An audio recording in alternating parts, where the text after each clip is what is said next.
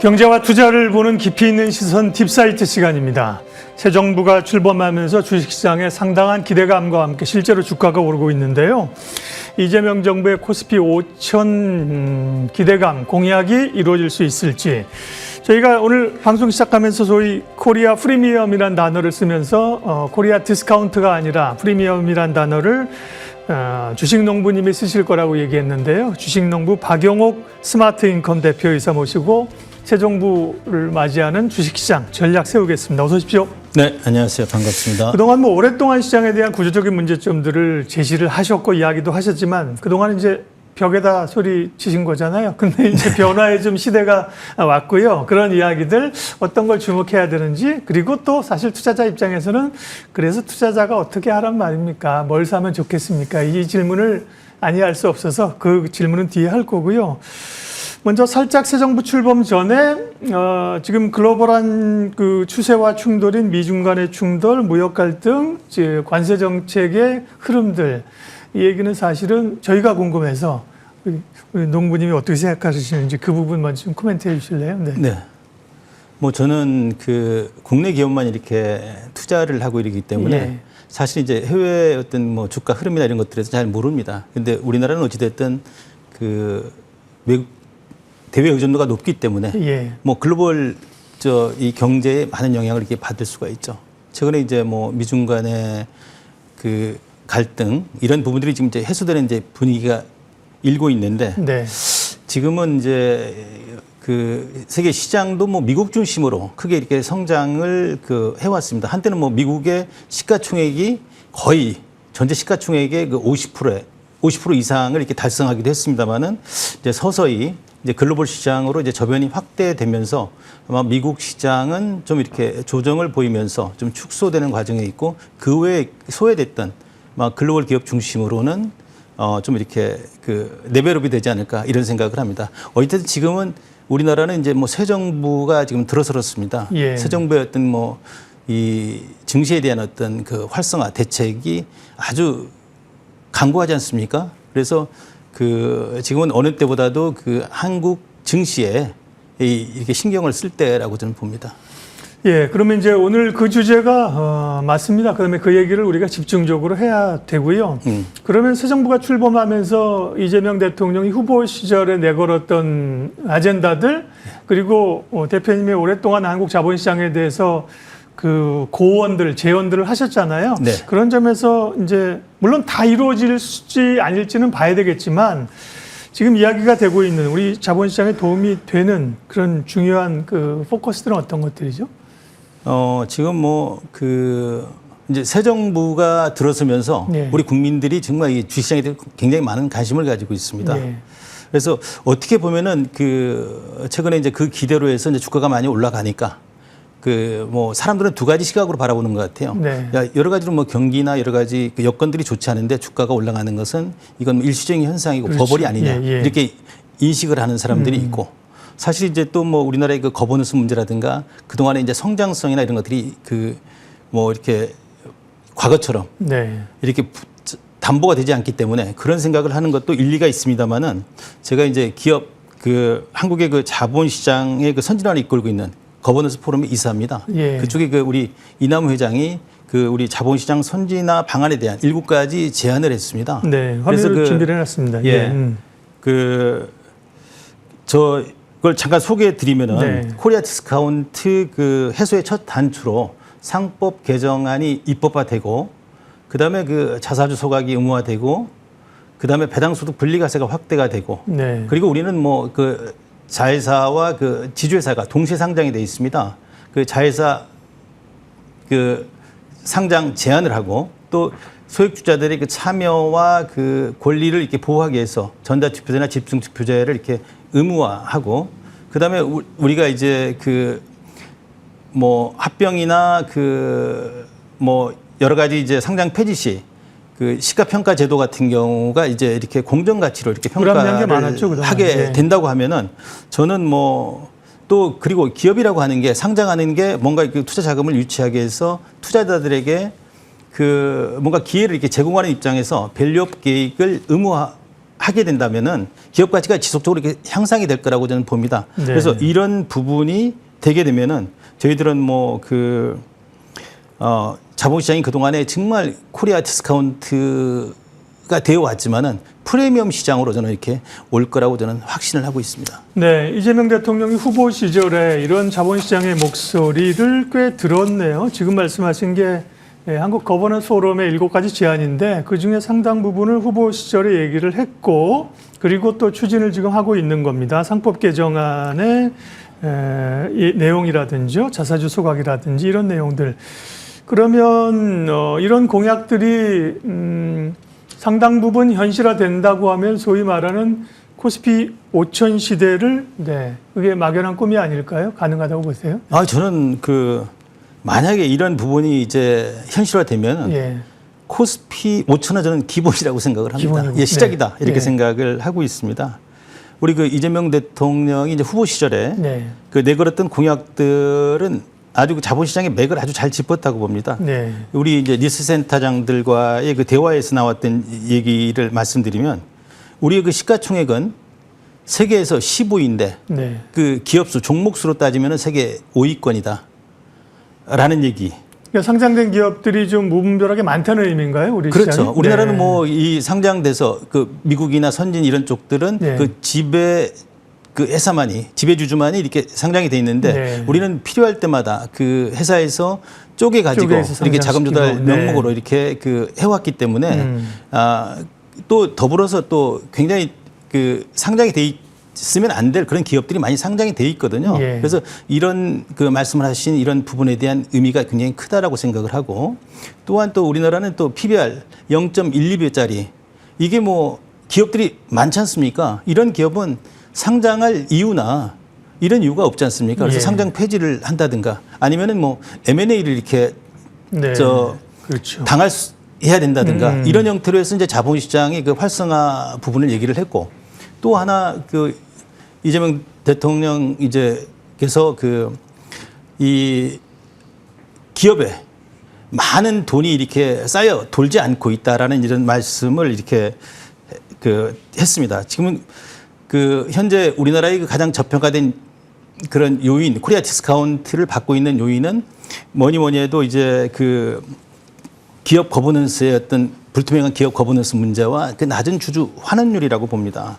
그래서 이 상법 개정을 통해서 이 기업과 투자자 간의 어떤 신뢰를 회복을 하고 그리고 주주 환원율을 이렇게 높이려고 하면은 사실은 이제 상법 개정과 더불어 가지고 이제 자본시장법, 세법이 개정이 된다고 생각을 합니다. 그래서 대주주도 배당을 통해서 성과를 공유할 수 있는 투자 환경, 문화를 만들어야 된다. 그러기 위해서 이제 배당소득 분리과세를 이렇게 확대를 좀 이렇게 대주주한테도 적용을 해야 된다는 얘기를 드리고 싶고, 그 다음에 또 상장사 시가평가 제도가 순자산 가치로 이렇게 평가가 되지 않고 공정가치로 평가가 되지 않고 시가로 형성이 되기 때문에 이로 인해서 많은 문제가 지금 발생이 되고 있습니다. 그래서 상속 증여세도 좀 이렇게 OECD 평균 이하로 이렇게 낮추는 그런 어떤 결단이 필요한 시기라고 봅니다. 지금 우리가 농업과도 상업과도 아니고 자본주의 국가에 살아가고 있습니다. 그러면 자본이 선순환되는 구조를 만들어야 되거든요.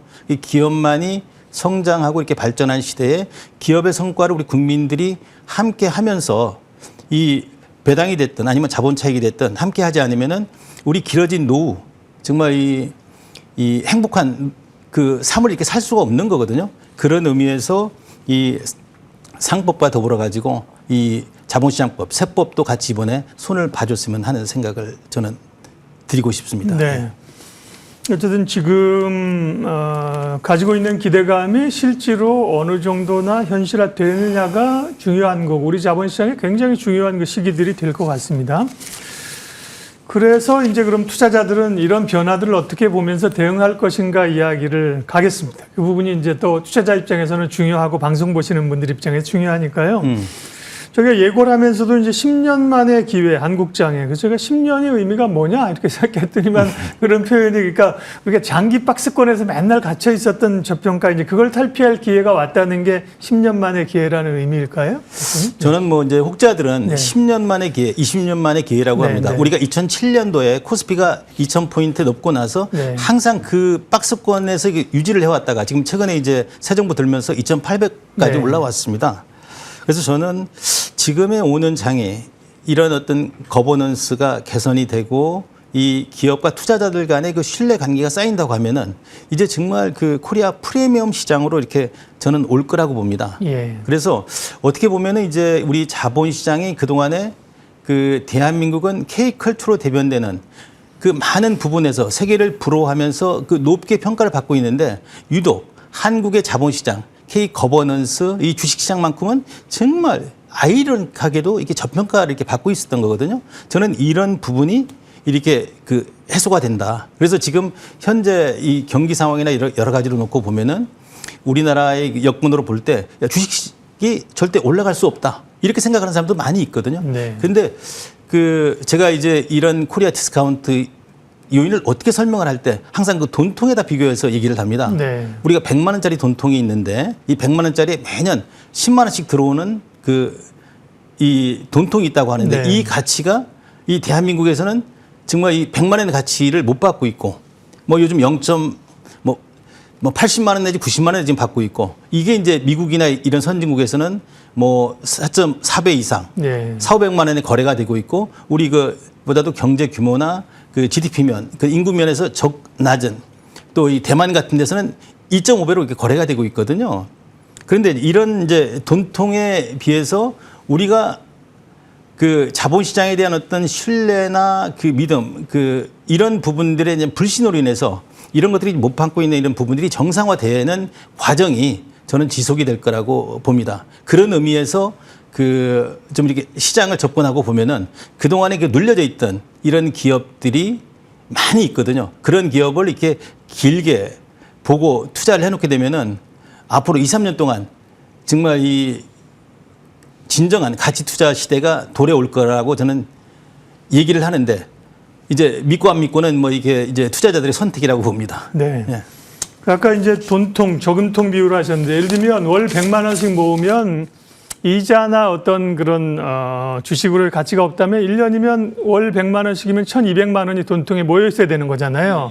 그런데 그 돈통을 거래할 때 미국에서 그 돈통을 팔면 이제 PR로 계산하면 뭐 300만 원, 400만 원 거래되는데 우리는 그 1,200만 원짜리가 그거보다 낮게 1,000만 원, 800만 원 거래된다. 그게 어떤 시장의 밸류잖아요, 그죠? 저평가됐던 거 그렇게 그렇습니다. 표현을 하셨습니다. 그러면 지금 말씀하신 게 뭐 5천도 갈 수 있다는 의미가 지금 1차적으로는 그런 저평가되어 있던 게 회복되는 국면이잖아요, 그죠? 그렇습니다. 이후에 어떤 성장 동력이나 이런 거 회복되는 국면에서의 어떤 가시적인 숫자는 5천보다는 한 3천 생각하면 됩니까? 저는 뭐 지금 2,800 뭐 좀만 올라가면서 3,000인데 네. 3,000은 이제 시작이라고 네, 보고 네. 있습니다. 왜냐하면 우리 증권 시장이 어렵다고 이렇게 하지만 그동안에 네. 그 우리 국내 시장은 여러 가지 그 섹터별로 크게 움직여 왔습니다. 예를 들어서 뭐 그 미중 간의 그 이 갈등 속에 상대적으로 또 비교 위에 있는 그 업종이나 이런 부분들이 많이 올랐고 네. 또 뭐 조선이나 러시아나 또 이런 쪽에, 예. 우크라이나 그 전쟁으로 인해서 그 수혜주들이 네. 그 또 크게 올랐었고 네. 그리고 뭐 또 그 뭐 그 외에도 이제 K컬처와 더불어 가지고 뭐 K푸드, K뷰티 아니면 뭐 K방산 포함해 가지고 K원전 뭐 이런 쪽들이 좀 많이 움직여 왔었거든요. 네. 그런데 이제 대신 우리나라를 이렇게 끌어왔던 뭐 삼성전자라든가 현대자동차 우리 기반이 되는 이런 쪽들은 크게 이렇게 저평가 놓여 국면에 있었죠. 예. 놓여 있었던 네. 거거든요. 이런 것들이 이제 전체적으로 이렇게 재평가를 받는다고 하면은 우리 지수도 함께 이렇게 오르면서 우리 국민들이 투자하고 또 외국계 자금들이 이렇게 들어온다고 하면은 저는 시장은 이제 정말 이게 뭐 공영방송에서 이런 얘기를 하면은 어떨지 모르지만은 정말 불장이 저는 올 거다 이렇게 생각을 합니다. 네. 공감을 하실지는 모르겠습니다. 예.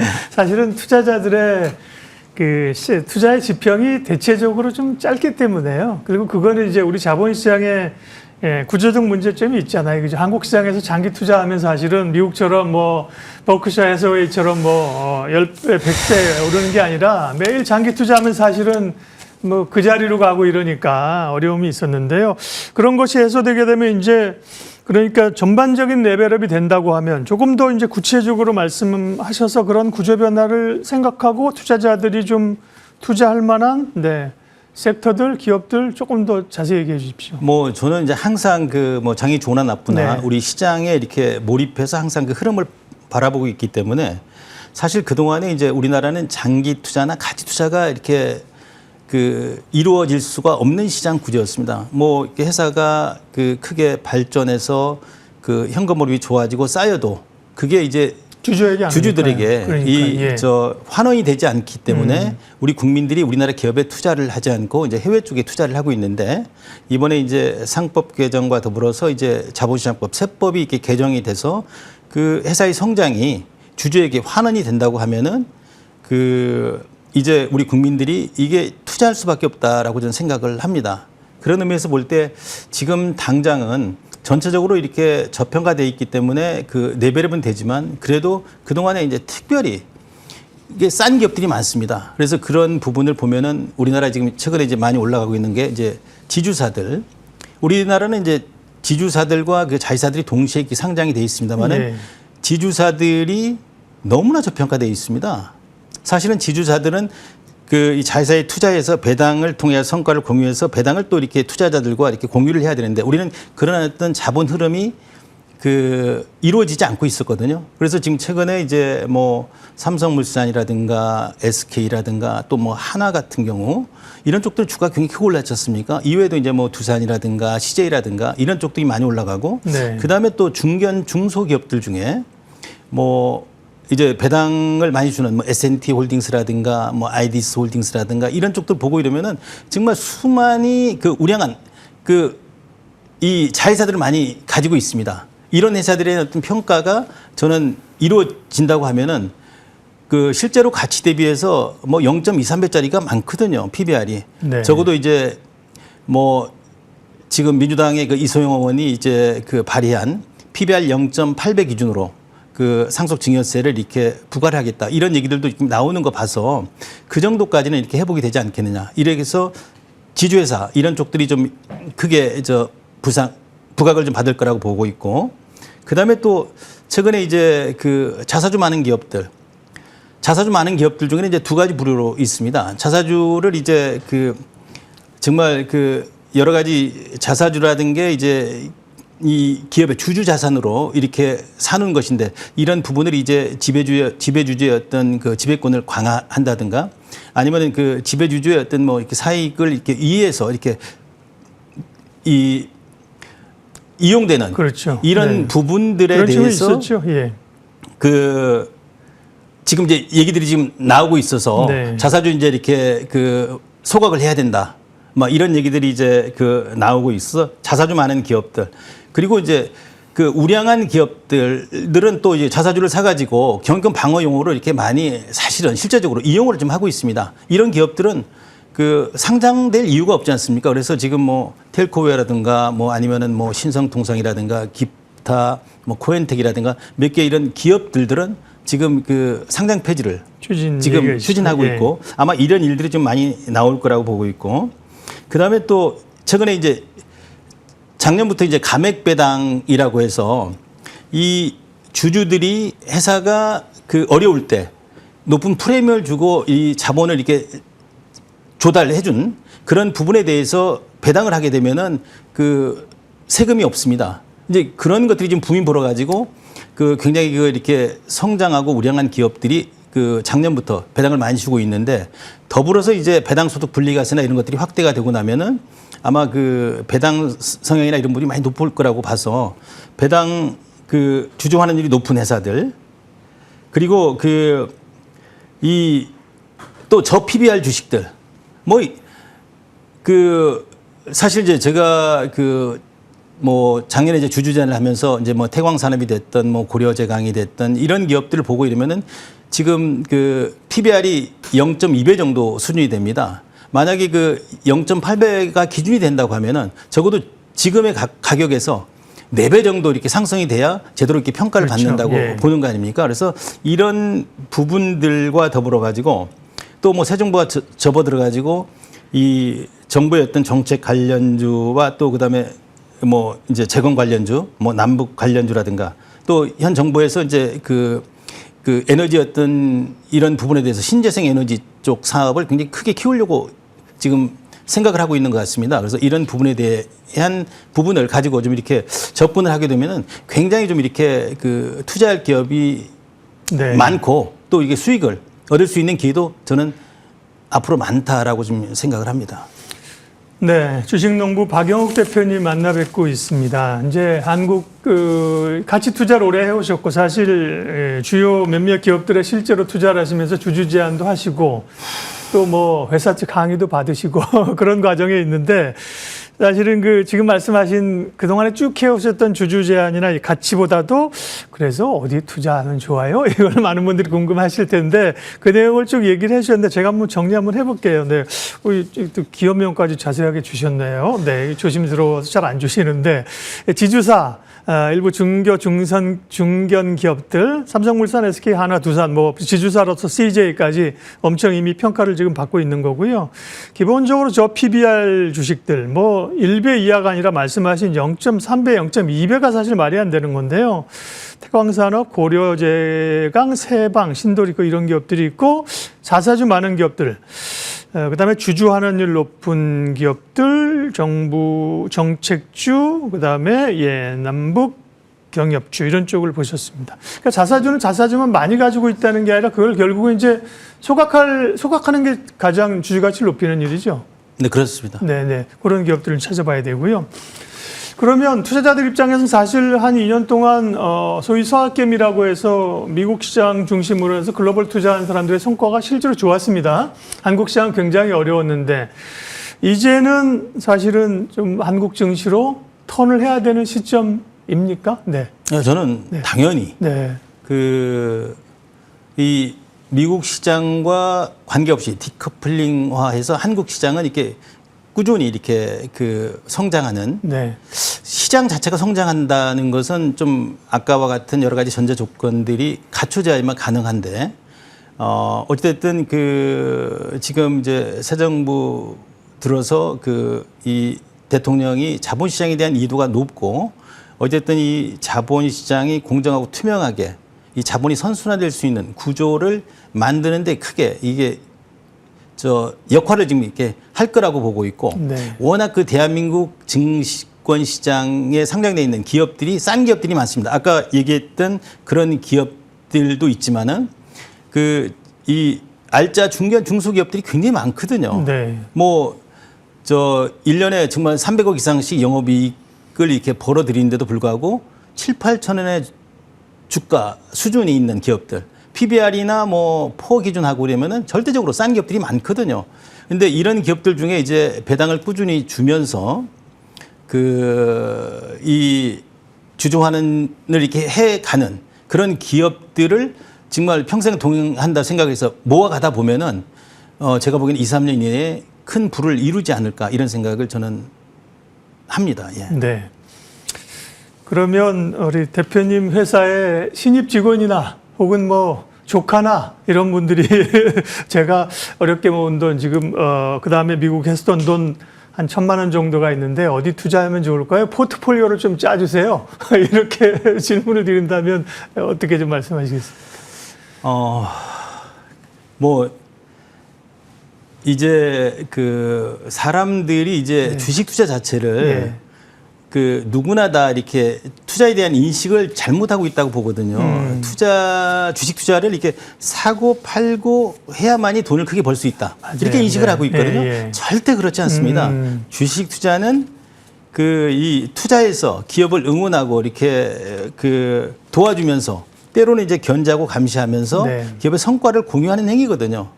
적어도 3, 4년 정도 투자를 해줘야 되는데 우리는 이렇게 순식간에 이렇게 그렇죠. 사고 팔고 이렇게 해서 그 돈을 번다고 생각을 하는데 저는 지금까지 이렇게 살아오면서 네. 그런 분들 중에 큰 돈 번 사람들을 못 봤습니다. 그래서 자금이 적으면 적을수록 이 기본에 충실해서 배당 네. 투자를 하면서 이게 모아가야 되는데 그런 생각들을 못 하고 있거든요. 네. 네. 그래서 제가 이 한 가족 한 기업 받기 운동, 일가일사 운동을 벌이고 있습니다. 네.